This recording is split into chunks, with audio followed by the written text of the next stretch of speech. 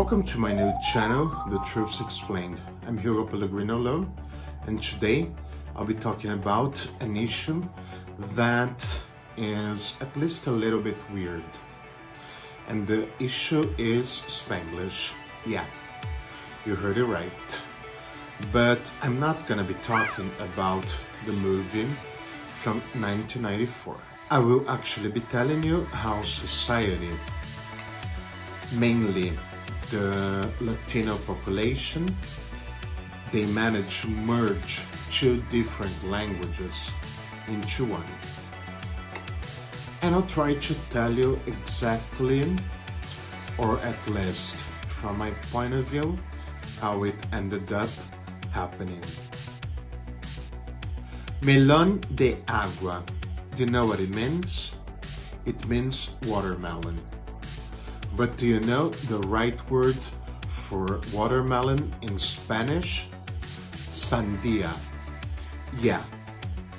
So how did it become a completely different word that comes from the literal translation into another language? How did to print in American Spanish became printar instead of imprimir, the right translation of to print into Spanish? According to Wikipedia, Spanglish is a portmanteau. It's a French word that means a blend of the words Spanish and English. Is as any language variety, such as contact dialect, hybrid language, or Creole conversations that results from conversation combining in Spanish and English. The term is mostly used in the United States and refers to a blend of words and grammar of the two languages.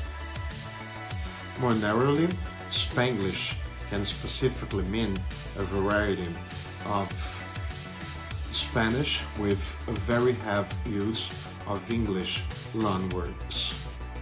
Since different Spanglish arises independently of different regions of varying degrees of bilingualism, it reflects the locally spoken varieties of English and Spanish. Different forms of Spanglish are not necessarily mutually intelligible. In the late 1940s, the Puerto Rican journalist, poet, and essayist Salvador Tio coined the term Spanglish for Spanish spoken with some English terms, and the less commonly used Inglañol for English spoken with some Spanish terms. After Puerto Rico became a territory of the United States, the use of the words became even bigger. Then the Cuban Revolution happened, and Cuban people also started going to the United States, and they started using this so-called dialect. I do not want to blame the immigrants for this issue in society, but I do want to say one thing, and this is my very personal opinion. You're getting a little bit tired, right? Okay, so you can pause the video, grab a glass of water, and please do subscribe to my Patreon. Ready? Okay. With the idea of bringing information to the Latin population of the United States, at least two main television stations were founded, Telemundo and Univision. Originally launched as Netspan in 1984, the network Telemundo was rebranded in 1987 after the network owners purchased the previous owner of WKAQ Television, Channel 2, a television station that is based in San Juan in Puerto Rico, branded on air as Telemundo.